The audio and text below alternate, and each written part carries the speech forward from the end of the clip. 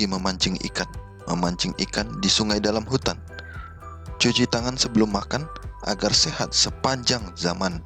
Shalom, Sampurasun.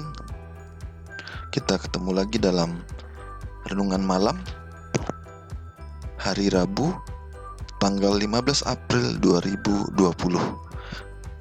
Bapak Ibu sekalian, kita akan membaca ayat-ayat Alkitab yang akan dibahas dalam renungan malam ini sebelum kita masuk ke dalam pembahasan. Sebelum kita mulai, mari kita berdoa bersama-sama. Terima kasih Tuhan untuk segala kasih karunia Tuhan dalam hidup kami.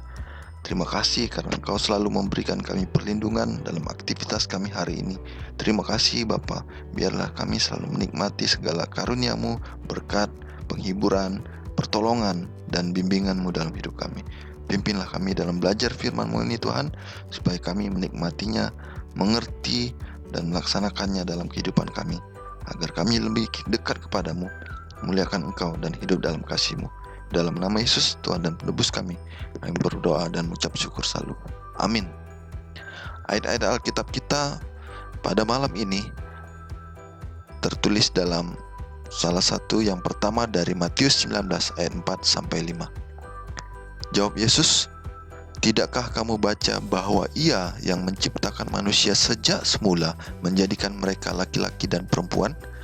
Dan firman-Nya, sebab itu laki-laki akan meninggalkan ayah dan ibunya dan bersatu dengan istrinya, sehingga keduanya itu menjadi satu daging." Kemudian Matius 12 ayat 3-4. Tetapi jawab Yesus kepada mereka, "Tidakkah kamu baca apa yang dilakukan Daud ketika ia dan mereka yang mengikutinya lapar? Bagaimana ia masuk ke dalam rumah Allah, dan bagaimana mereka makan roti sajian yang tidak boleh dimakan, baik olehnya maupun oleh mereka yang mengikutinya, kecuali oleh imam-imam." Berikutnya Mazmur 10 ayat 6-8. Sebab pada awal dunia Allah menjadikan mereka laki-laki dan perempuan. Sebab itu laki-laki akan meninggalkan ayahnya dan ibunya dan bersatu dengan istrinya, sehingga keduanya itu menjadi satu daging. Demikianlah mereka bukan lagi dua, melainkan satu. Lukas 4 ayat 25-27.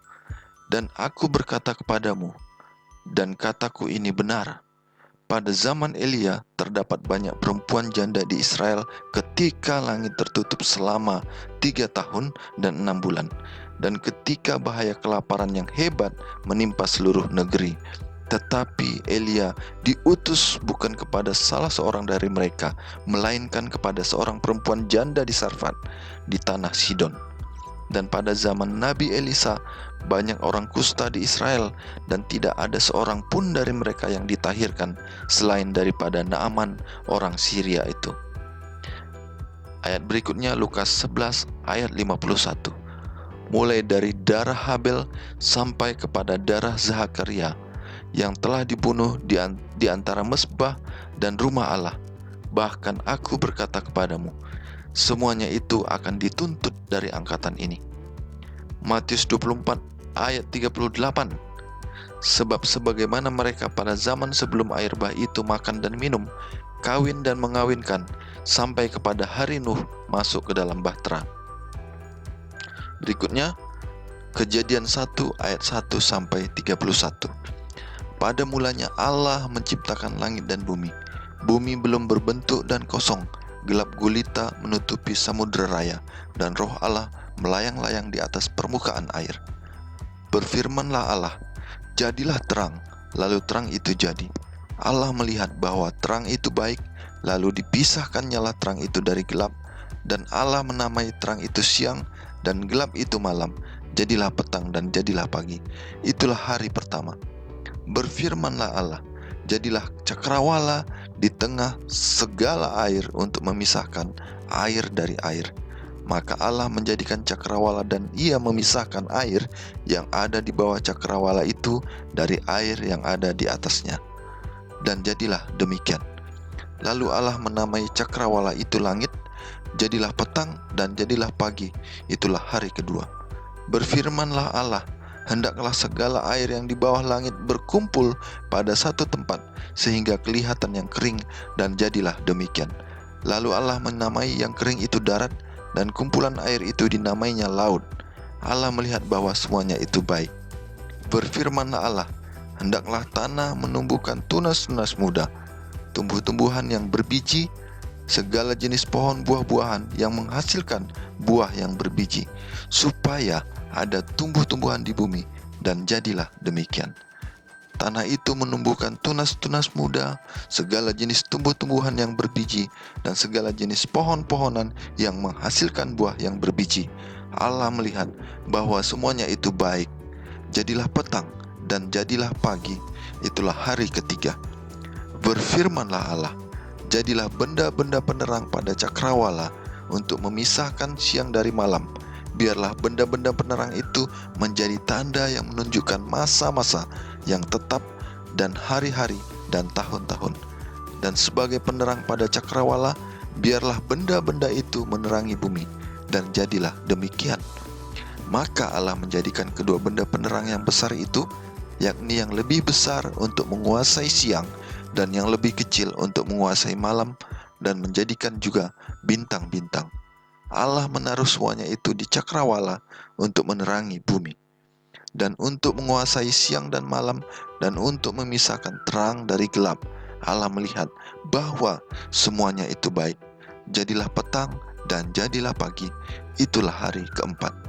Berfirmanlah Allah, hendaklah dalam air berkeriapan makhluk yang hidup, dan hendaklah burung berterbangan di atas bumi, dan melintasi cakrawala.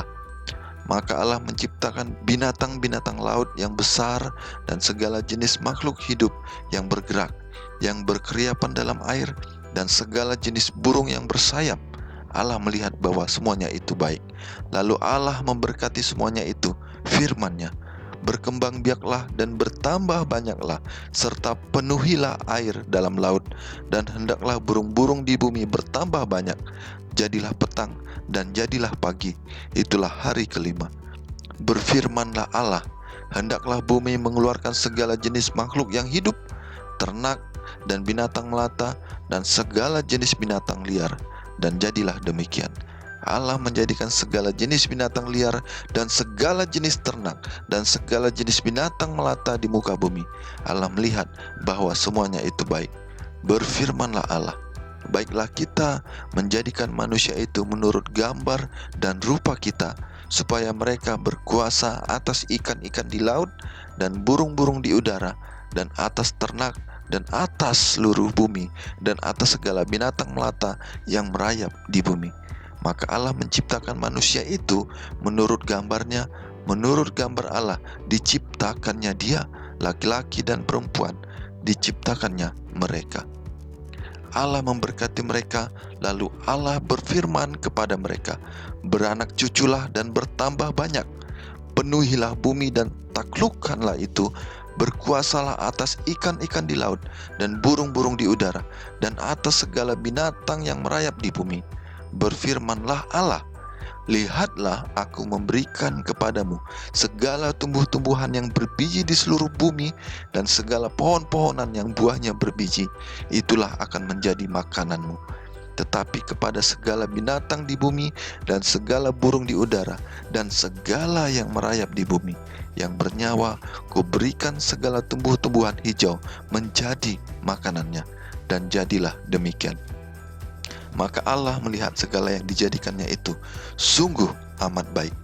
Jadilah petang dan jadilah pagi, itulah hari ke-6. Ayat berikutnya Kejadian 2 ayat 1-25. Demikianlah diselesaikan langit dan bumi dan segala isinya, ketika Allah pada hari ke-7 telah menyelesaikan pekerjaan yang dibuatnya itu. Berhentilah ia pada hari ke-7 dari segala pekerjaan yang telah dibuatnya itu. Lalu Allah memberkati hari ke-7 itu dan menguduskannya, karena pada hari itulah ia berhenti dari segala pekerjaan penciptaan yang telah dibuatnya itu. Demikianlah riwayat langit dan bumi pada waktu diciptakan, ketika Tuhan Allah menjadikan bumi dan langit.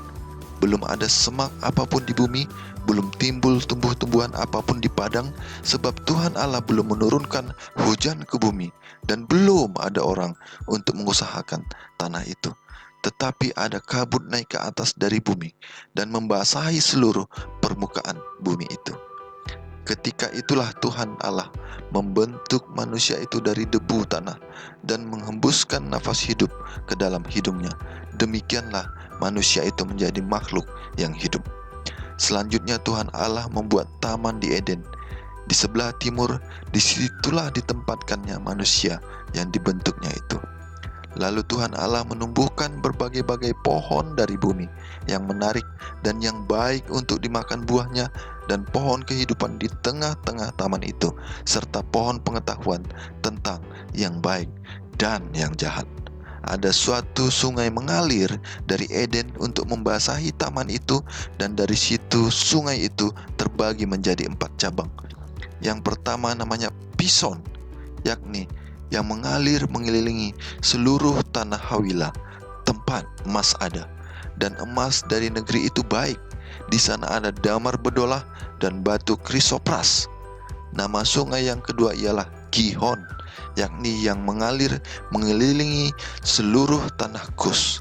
Nama sungai yang ketiga ialah Tigris, yakni yang mengalir di sebelah timur Asyur, dan sungai yang keempat ialah Efrat. Tuhan Allah mengambil manusia itu dan menempatkannya dalam Taman Eden untuk mengusahakan dan memelihara taman itu. Lalu Tuhan Allah memberi perintah ini kepada manusia: semua pohon dalam taman ini boleh kau makan buahnya dengan bebas, tetapi pohon pengetahuan tentang yang baik dan yang jahat itu janganlah kau makan buahnya, sebab pada hari engkau memakannya pastilah engkau mati.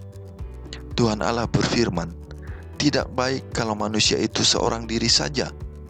Aku akan menjadikan penolong baginya yang sepadan dengan dia. Lalu Tuhan Allah membentuk dari tanah segala binatang hutan dan segala burung di udara. Di bawahnya lah semuanya itu kepada manusia itu untuk melihat bagaimana ia menamainya.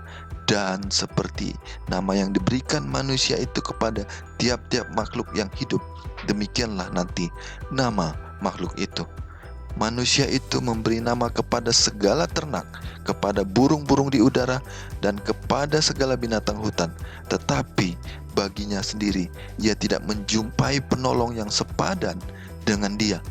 Lalu Tuhan Allah membuat manusia itu tidur nyenyak. Ketika ia tidur, Tuhan Allah mengambil salah satu rusuk daripadanya, lalu menutup tempat itu dengan daging. Dan dari rusuk yang diambil Tuhan Allah dari manusia itu, dibangunnyalah seorang perempuan, lalu dibawanya kepada manusia itu. Lalu berkatalah manusia itu, inilah dia, tulang dari tulangku dan daging dari dagingku. Ia akan dinamai perempuan, sebab ia diambil dari laki-laki. Sebab itu seorang laki-laki akan meninggalkan ayahnya dan ibunya dan bersatu dengan istrinya, sehingga keduanya menjadi satu daging. Mereka keduanya telanjang, manusia dan istrinya itu, tetapi mereka tidak merasa malu. Berikutnya Kejadian 4 ayat 1-26. Kemudian manusia itu bersetubuh dengan Hawa istrinya, dan mengandunglah perempuan itu, lalu melahirkan Kain. Maka kata perempuan itu, aku telah mendapat seorang anak laki-laki dengan pertolongan Tuhan. Selanjutnya dilahirkannya Habel adik Kain, dan Habel menjadi gembala kambing domba, Kain menjadi petani. Setelah beberapa waktu lamanya, maka Kain mempersembahkan sebagian dari hasil tanah itu kepada Tuhan sebagai korban persembahan. Habel juga mempersembahkan korban persembahan dari anak sulung kambing dombanya, yakni lemak-lemaknya. Maka Tuhan mengindahkan Habel dan korban persembahannya itu, tetapi Kain dan korban persembahannya tidak diindahkannya. Lalu hati Kain menjadi sangat panas dan mukanya muram. Firman Tuhan kepada Kain, mengapa hatimu panas dan mukamu muram? Apakah mukamu tidak akan berseri jika engkau berbuat baik? Tetapi jika engkau tidak berbuat baik, dosa sudah mengintip di depan pintu. Ia sangat menggoda engkau, tetapi engkau harus berkuasa atasnya. Kata Kain kepada Habel adiknya, marilah kita pergi ke padang. Ketika mereka ada di padang, tiba-tiba Kain memukul Habel adiknya itu, lalu membunuh dia. Firman Tuhan kepada Kain, "Di mana Habel adikmu itu?" Jawabnya, "Aku tidak tahu. Apakah aku penjaga adikku?" Firman-Nya, apakah yang telah kau perbuat ini? Darah adikmu itu berteriak kepadaku dari tanah. Maka sekarang terkutuklah engkau, terbuang jauh dari tanah yang mengangakkan mulutnya untuk menerima darah adikmu itu dari tanganmu. Apabila engkau mengusahakan tanah itu, maka tanah itu tidak akan memberikan hasil sepenuhnya lagi kepadamu. Engkau menjadi seorang pelarian dan pengembara di bumi. Kata Kain kepada Tuhan, "Hukumanku itu lebih besar daripada yang dapat kutanggung. Engkau menghalau aku sekarang dari tanah ini, dan aku akan tersembunyi dari hadapanmu, seorang pelarian dan pengembara di bumi. Maka barang siapa yang akan bertemu dengan aku, tentulah akan membunuh aku." Firman Tuhan kepadanya, "Sekali-kali tidak. Barang siapa yang membunuh Kain, akan dibalaskan kepadanya 7 kali lipat."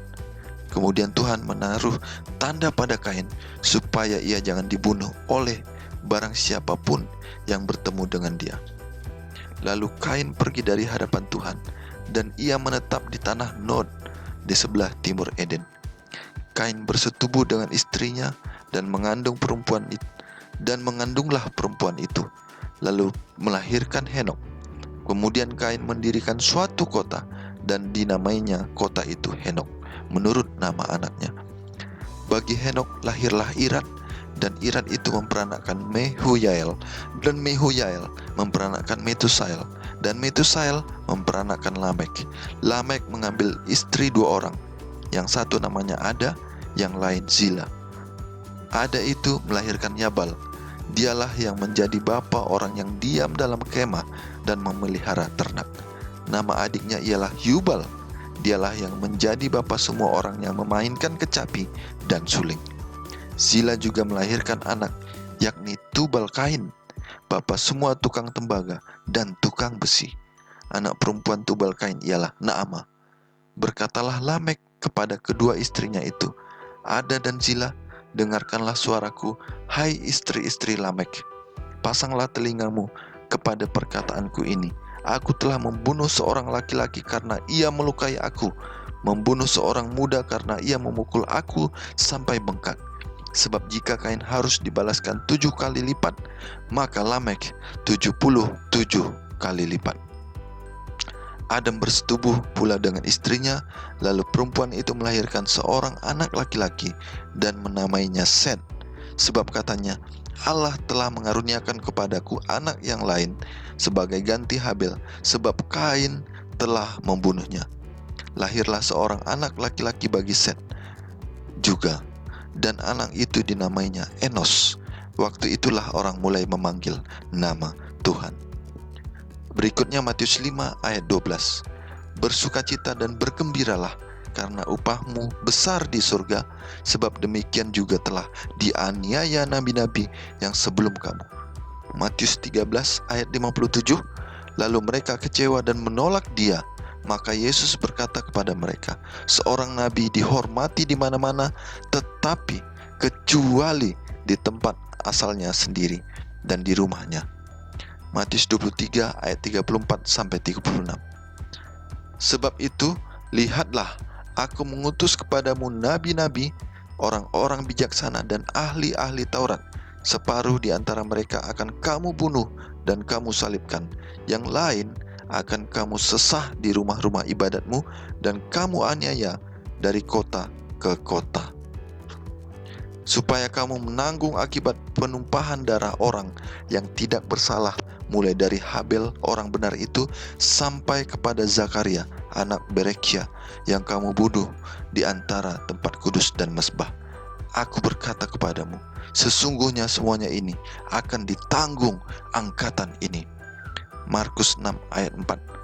Maka Yesus berkata kepada mereka, "Seorang nabi dihormati di mana-mana, kecuali di tempat asalnya sendiri, di antara kaum keluarganya dan di rumahnya." Ayat terakhir, Matius 24 ayat 38 sampai 39. Sebab sebagaimana mereka pada zaman sebelum air bah itu makan dan minum, kawin dan mengawinkan, sampai kepada hari Nuh masuk ke dalam bahtera, dan mereka tidak tahu akan sesuatu sebelum air bah itu datang dan melenyapkan mereka semua.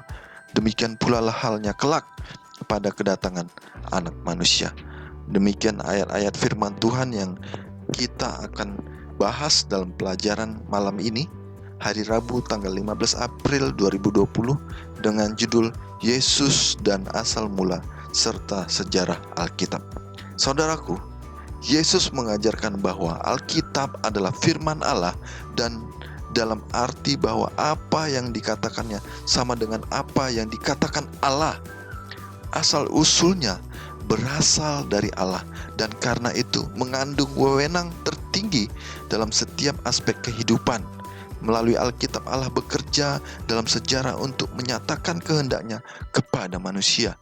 Misalnya, dalam Matius 19 ayat 4 dan 5, Yesus merujuk pada sebuah kutipan yang ditulis oleh Musa. Yesus mengambil ayat ini dan berkata, "Ia yang menciptakan manusia sejak semula berkata, sebab itu laki-laki akan meninggalkan ayahnya dan ibunya." Gantinya mengatakan, Alkitab berkata, Yesus berkata, "Ia yang menciptakan manusia sejak semula berkata," mengaitkan langsung kepada pencipta kata dengan apa yang ditulis oleh penulis Kejadian. Sesungguhnya di sini Allah dianggap sebagai penulis ayat-ayat ini, meskipun sebenarnya ditulis oleh Musa. Dan sudah kita baca tadi ayat-ayat berikut, bagaimanakah Yesus memahami orang-orang dan peristiwa-peristiwa bersejarah dalam Alkitab. Pertama, Matius 12 ayat 3 dan 4, dikisahkan Daud dan pengikutnya makan roti sajian dari bait Allah. Berikutnya, Markus 10 ayat 6 sampai 8, membahas tentang pernikahan di mana ada terjadi kesatuan antara lelaki dan perempuan, dan mereka tidak dikatakan dua lagi tetapi satu. Lukas 4 ayat 25 sampai 27, Tuhan mengutus nabinya kepada orang bukan Yahudi. Dalam Lukas 11 ayat 51, kejahatan akan dihakimi.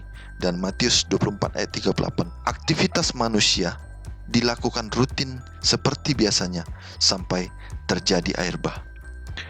Bapak, Ibu, saudara-saudari yang dikasihi Tuhan, Yesus dengan konsisten menganggap orang-orang, tempat-tempat, dan peristiwa-peristiwa perjanjian lama sebagai kebenaran sejarah.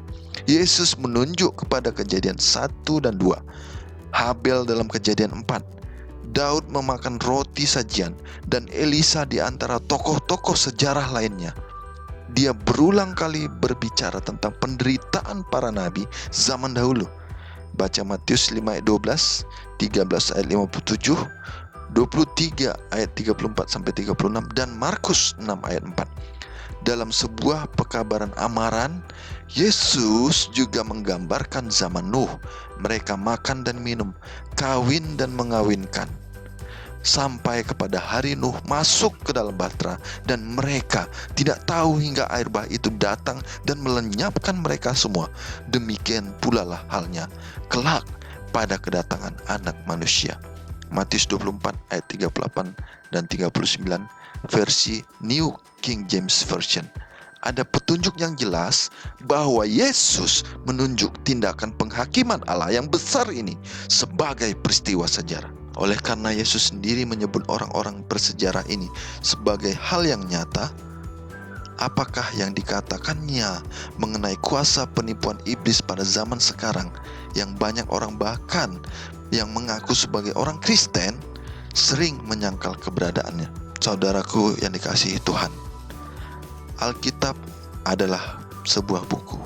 Alkitab adalah sebuah tulisan, tetapi Alkitab adalah tulisan yang diilhamkan Allah, tulisan yang difirmankan Allah, tulisan yang berasal dari Allah saja. Sehingga kita harus berpegang pada hal itu untuk tetap meyakini kebenaran kuasa kasih Allah, sehingga kita mengamini segala sejarah orang-orang yang ada dalam Alkitab, menggambarkan bagaimana Allah sebenarnya menunjukkan kasih-Nya, menunjukkan pertolongannya kepada manusia, dan menunjukkan bahwa Yesus akan menggenapi seluruh yang disampaikan dalam firman Allah, baik di perjanjian lama maupun di perjanjian baru.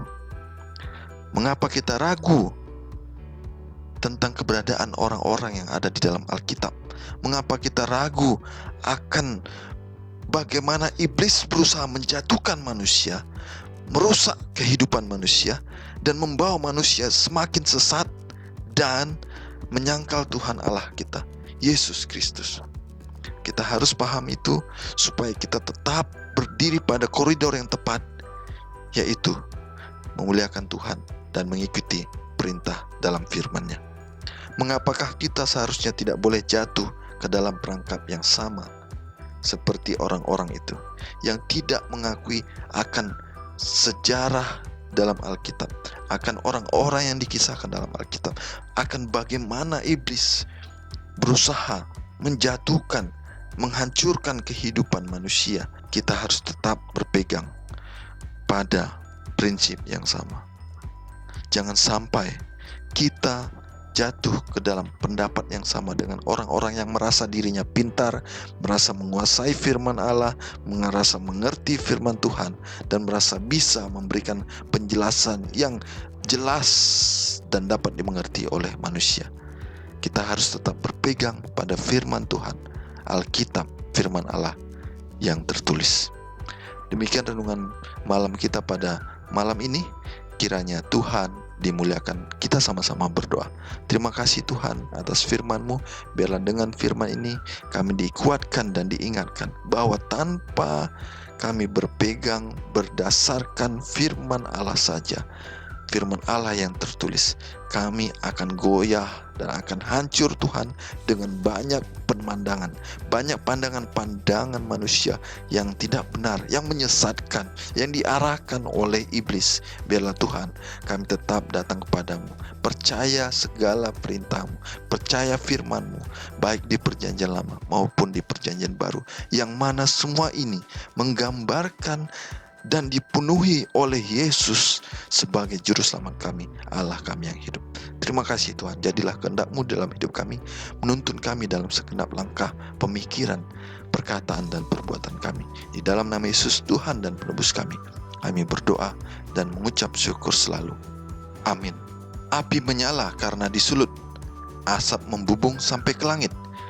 Jaga kebersihan gigi dan mulut, agar tidak jadi sarang penyakit. Sugeng Rawuh, Horas.